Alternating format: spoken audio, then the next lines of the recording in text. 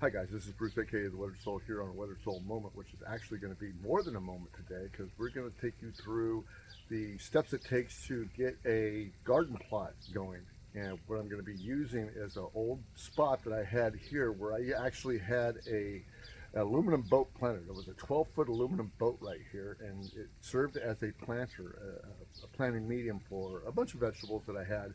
And finally, I just got tired of it because I didn't want it there anymore, and I thought that the ground underneath needed a little bit of tender loving care to get back going and make it kind of a pliable plot for us to use going forward. So this is one of my only ground plots that I have. Usually I have raised beds all over my yard, but this one's going to be a ground plot that we're using, and I can't wait to get back to where it needs to be.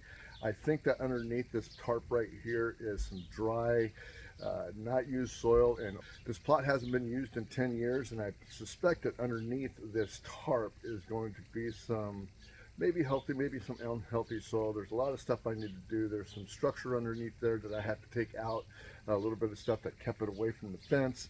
I'll be reinstalling that. I'll be tilling it up only one time. This is the only time that this is ever going to be tilled because I believe in no-till method of gardening.